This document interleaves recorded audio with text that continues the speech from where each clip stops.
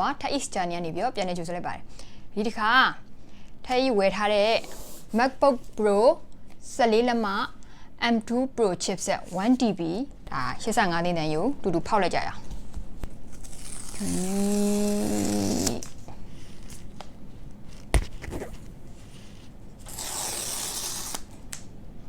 ခေါ်လိုက်ပါတယ်16GB memory 1TB SSD 14-inch MacBook Pro with Apple M2 Pro chip ဖြစ်ပါတယ်ဒီကောင်ကဒီ Apple website မှာကြည့်လို့ရှိရင်ဒါ14လက်မရဲ့ MacBook Pro ရဲ့နှစ်ခုမြောက်ပေါ့နော်မြန်မာငွေနဲ့တွက်ရင်ဒေါ်လာ3100နဲ့တွက်ဆိုရင်85သိန်းကျော်တယ်ပေါ့နော် test တွေပို့ကမပါသေးပဲနဲ့ပေါ့နော်ဖွင့်ပါပြီ yes အဲ့ဒီဖွင့်မယ်နောက်မှဖွင့်မှာပေါ့နော်အဲ့တော့ဒီကောင်မှာဘာတွေပါလဲကောင်မှာကျိုးပါတယ်အသွင်းကျိုးကထိတ်တို့ဒီအရင်တော့ MacBook Pro ဒီလိုမဟုတ်ဘူး magnetic clip နဲ့ဒါပြင်ဖြစ်သွားပြီပြီးတော့သူ့ရဲ့အသွင်းကျိုးရဲ့အသားလေးကြည့်ကြည့်လိုက်လုံးဝပြောင်းသွားပါပြီအရင်တော့လိုဟိုပြောင်းချောကျိုးတက်တဲ့ပြည့်တက်တဲ့ပုံစံမဟုတ်ဘဲနဲ့ဒီလိုမျိုးအသားဟိုအင်ကြီးသားလိုမျိုးဂျင်းသားလိုမျိုးလေးဆိုတော့တော်လေးမိုက်သွားတယ်အဲ့ဒါလေးတော့ကြိုက်တယ်โอเคပြပါသေးလေဒီမှာတော့အရင်တော့လိုစတစ်ကာတော့ပါမယ်ထင်တာပဲစတစ်ကာအမဲရောင်လေးပါတယ်ဒါဟိုအရင်တစ်ခေါက်က unboxing လုပ်တော့ MacBook Air ကို M2 chipset နဲ့ဟာ unboxing လုပ်တော့နက်ပြန်ရောင်လေးဆိုတော့ဒီကောင်ကနက်ပြန်ရောင်လေးဖြစ်သွားတယ်ဒါပေမဲ့ခုက silver ဝယ်တာကိုအမဲရောင်လေးပေါ့နော်တုံးကလည်းဒါ power ပိုစားတယ် power ပိုပြီးတော့အားပေးနိုင်တဲ့နည်းနည်းပိုကြီးရပေါ့နော်MacBook Air ဒီ M1 M2 တော့ဟာဆိုရင် Air supply ပေးတဲ့ဟာလေးအတုံးကဒီထက်သေးပါတယ်ဒါလောက်လေးရှိရပါတော့ဆိုတော့ okay ထိတို့ MacBook ကို unboxing လုပ်တော့မယ်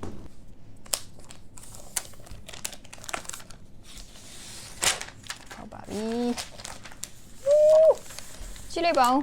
သူ့ရဲ့ဒီလေးသူ့ရဲ့ဖေးလေးမှာ MacBook Pro ဆိုပြီးတော့ဒီ Razer လေးနက်လေးပေါ့နော်ဟိုလက်နဲ့ဖေးကြည့်လို့ရှိရင်သူကအတွင်းနဲ့ခြိုက်နေအဲ့ဒါလေးထိုးထားတယ်ပြီးရင်ဒီဇိုင်းမှာ Apple California model ဘလောက် Samsung serial number ပါတယ်နော်ပြီးတော့ဒီနာဘူးလေးပါတယ်ဒါကတော့သူ့ရဲ့ဒီဘက်ချမ်းပေါ့နော်ဒါတော့သူ့ရဲ့ဒီဘက်ချမ်းဖြစ်ပါတယ်audio ပေါက်ပါတယ်ပြီးတော့ဒါ type C နှစ်ပေါက်ပါပြီးတော့ဒါအတွင်းပေါက်ပါတယ်ဒီကောင်ကသူ့ရဲ့နောက်ဘက်ချမ်းမှာ fan နေပါလေဖို့အတွက်ကိုအပေါက်လေးတွေပါတယ်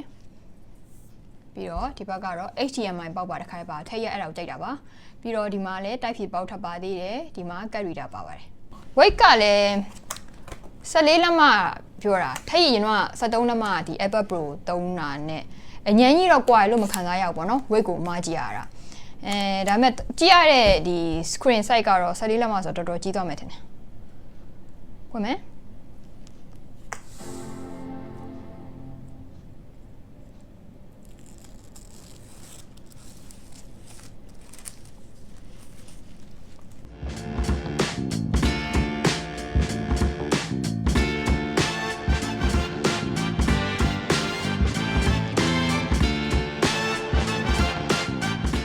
ကီးဘုတ်ရဲ့ဒီတစ်ပြင်လုံးကအမဲရောင်လေးဗျ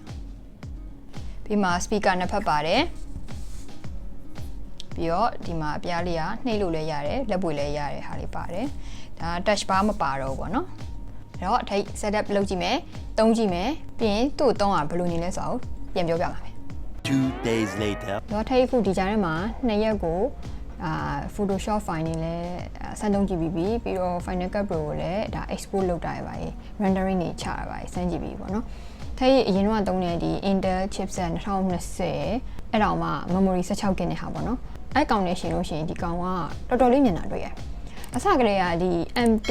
နဲ့ M2 Pro ကိုရှင်းမယ်ဆိုတော့မှ M2 Pro ဒီ M2 ရဲ့ chipset ထက်ဒါမြန်တာ2ဆလောက်မြန်နေဆိုပြီးတော့အပတ်ကြီးညာထားပါတော့ဆိုတော့ဒီအပြင်ကဒီ Geekbench ကသူတို့လုပ်ထားတဲ့ဟာကိုဒါ statistic ကိုကြည့်မယ်ဆိုရင်သူတို့ရှင်းပြထားကြည့်မယ်ဆိုလို့ရှိရင်လေဒါရိုးရိုး M2 2020ကထွက်တဲ့ M2 က8900ဆိုလို့ရှိရင်ထဲအခု unboxing လုပ်တဲ့ M2 Pro ဒီ14400ကျော်ပေါ့နော်မြောင်းလိုက်နှစ်ဆနီးပါပေါ့နော်ဒါပေမဲ့ဒီ M2 Pro နဲ့ M2 Max chipset ကတော့ နှစ်ခုကအရင်တော့ကွာမသွားတော့ဘူးเนาะရာကနန်းလောက်ပဲကွာတော့ပဲပေါ့နော်ဆိုတော့ဒီနှစ်ခုမှာတော်တော်လေးကွာခြားနေရတွေ့ရတယ်Ultra တော့ပြောမနေပါနဲ့တော့ Ultra တော့အရန်ကိုမြန်ပြီးအရန်ကိုကောင်းတယ်ဈေးလည်းအရန်ကြည့်ပါတယ်300ကျော်ရှိရဆိုတော့ဒါအခု M2 Pro ဝယ်လိုက်တာကိုမှန်တယ်လို့ထင်တယ်ထဲရလို့ video editing အများနဲ့လုပ်တဲ့လူဒီကွန်ပျူတာကိုအများနေ့စဉ်ထိတွေ့နေပြီးတော့ video editing ကို main လုပ်နေတယ်လူ graphic designer တွေ video editors တွေအတွက်ဆိုလို့ရှိရင်เนาะမြန်နေဆိုရင် M2 Pro ကိုတော့ recommend လုပ်တယ်ဒါပေမဲ့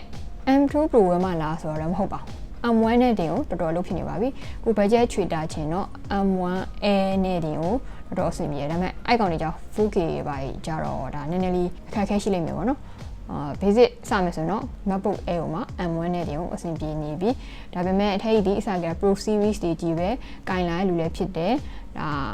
Air ကိုအပူမခံနိုင်မှာဆိုလို့ရောထပ်ပြီးတော့ upgrade လုပ်ချင်လို့ရော M2 Pro ကိုဝယ်လိုက်တာဖြစ်ပါတယ်။